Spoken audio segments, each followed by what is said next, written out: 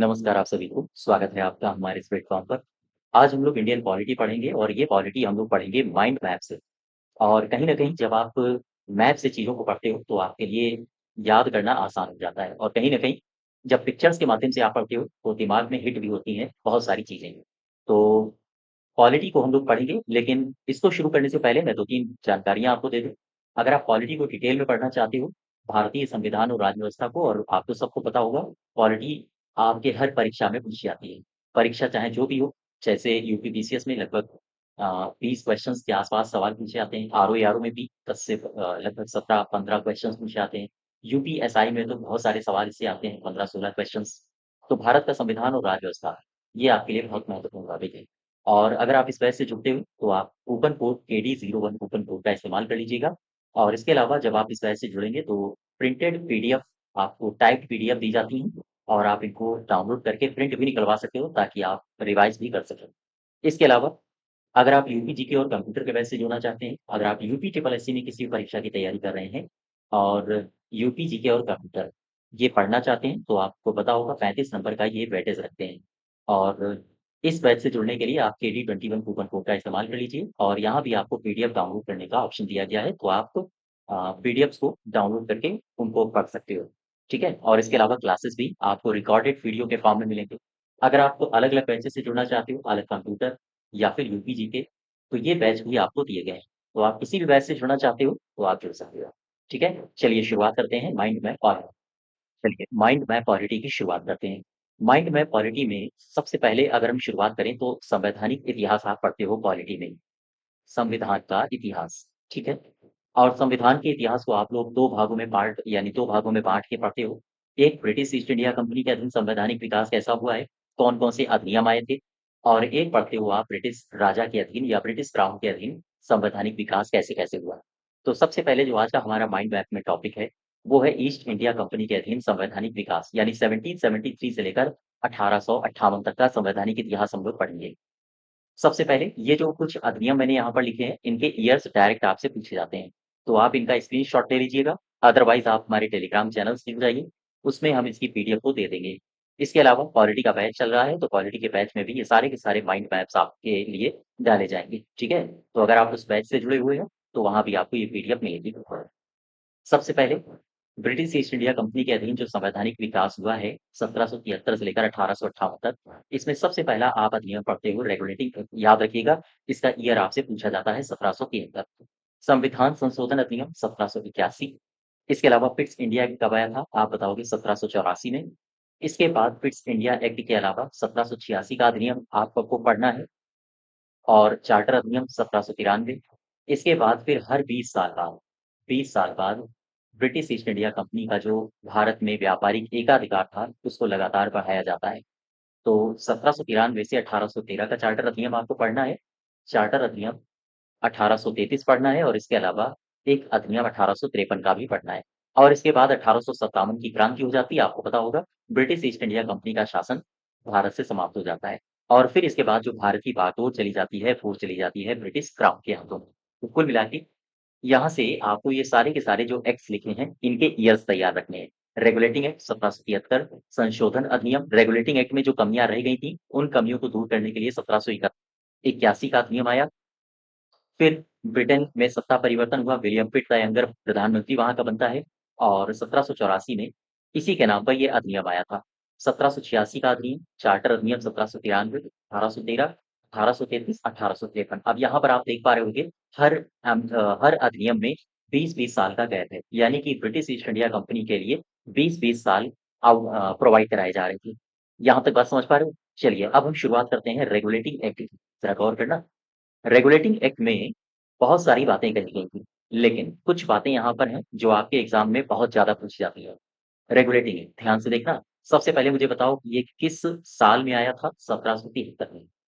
अच्छा, British east India company के लिए ये एक लिखित संविधान के रूप में था, यानी पहली बार एक लिखित संविधान लाया गया था 1773 के रेगुलेटिंग एक्ट के तहत, जो ब्रिटिश ईस्ट इंडिया कंपनी के लिए था। याद रखिएगा इसको।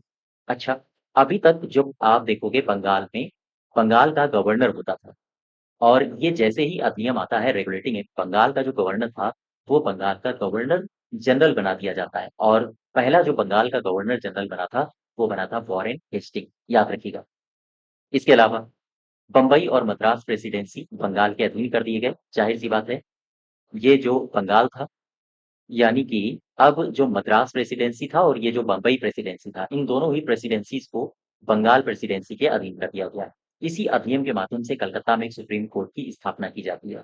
कलकत्ता, आप भारत का जब मैप देखते हो, तो भारत में पूर्व की तरफ यहाँ पर कलकत्ता यानी बंगाल है और यहीं पर सुप्रीम कोर्ट की इस्टैब्लिशमेंट हुई थी। और ये सन आपसे पूछा जाता है कि कब हुई थी? आप बताओगे 1774 में, 1774 में। सवाल ये आता है कि जो सुप्रीम कोर्ट बना था, इसमें कितने न्यायाधीश थे? तो आप बताओगे इसमें अ, जो मुख्य न्यायाधीश थे, सुप्रीम कोर्ट 1774 में जो कलकत्ता में बना हुआ था, एलिजा इम्पे इसका मुख्य न्यायाधीश था। एक मुख्य न्यायाधीश और इसमें 3 अन्य न्यायाधीश बनाए गए थे। अच्छा, ये जो सुप्रीम कोर्ट है, जो बना हुआ था बंगाल में, इसके अधीन कौन-कौन से क्षेत्राधिकार आते थे? बिहार का, यानी बिहार और साथ ही साथ उड़ीसा और बंगाल, ये सारे के सारे क्षेत्र इसी कलकत्ता सुप्रीम कोर्ट के अंतर्गत आते थे।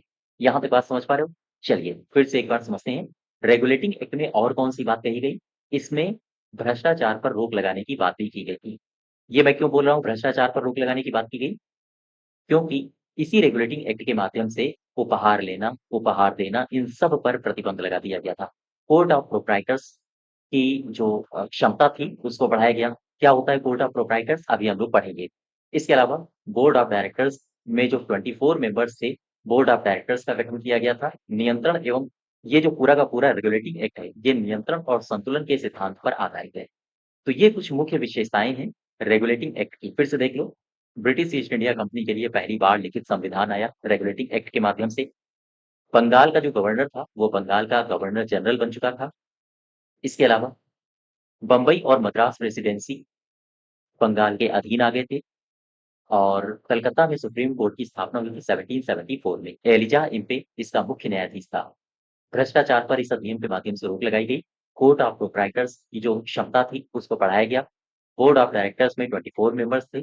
इसका सृजन हुआ और साथ ही साथ ये जो एक्ट है, ये अधिनियम है, ये नियंत्रण और संतुलन के सिद्धांत पर काम करता था। यहाँ तक बात आप समझ पा रहे हो हमारी? देखो, लिखित संविधान, अभी मैंने आपको बताया था, ज़रा यहाँ पर आओ। मैंने रेगुलेटिंग एक्ट के बारे में बताया था कि यहाँ ये ब्रिटिश ईस्ट इंडिया कंपनी के लिए लिखित संविधान था। अर्थात ये लिखित संविधान किसके लिए था? आप बताओगे, ब्रिटिश ईस्ट इंडिया कंपनी के लिए। बंगाल का जो गवर्नर था, वो गवर्नर जनरल बन चुका था। अगर आपसे पूछे कि पहला गवर्नर जनरल बंगाल का कौन बना था, तो आप बताओगे वॉरेन हेस्टिंग, ठीक है?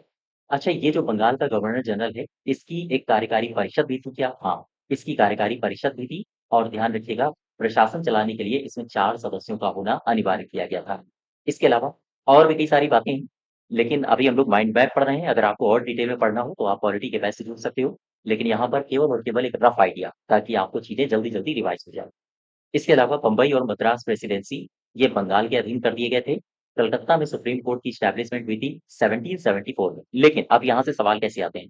ये जो कलकत्ता में सुप्रीम कोर्ट की स्थापना हुई थी, मुझे बताओ, इस सुप्रीम कोर्ट के क्षेत्राधिकार में कौन-कौन आता था? बंगाल, बिहार और उड़ीसा। दूसरी बात, इसका मुख्य न्यायाधीश कौन था? ये सुप्रीम कोर्ट का, आप बताओगे एलिजा इम्पे।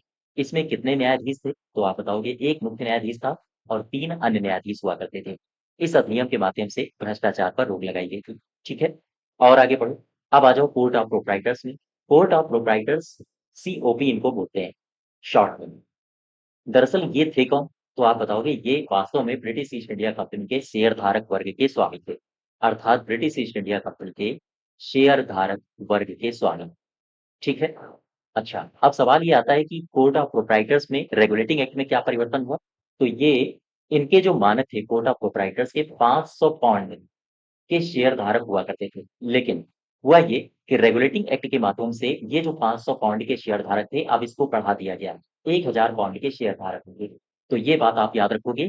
ये उत्तर प्रदेश पीसीएस में ये सवाल पूछा भी जा चुका है, कोर्ट ऑफ प्रोप्राइटर्स के बारे में। इसके अलावा बोर्ड ऑफ डायरेक्टर्स ये क्या है? ये है निदेशक मंडल या हम कहें निदेशकों का निदेशकों का समूह, ठीक है? ये जो बोर्ड ऑफ डायरेक्टर्स था, इसमें टोटल मेंबर्स कितने थे? आप बताओगे टोटल 24 मेंबर्स थे। और इसमें एक अध्यक्ष हुआ करता था, एक उपाध्यक्ष हुआ करता था और अन्य इसके सहयोगी हुआ करते थे। अच्छा, ये जो 24 मेंबर्स थे, आम तौर पर इनका कार्यकाल 4 साल का होता था।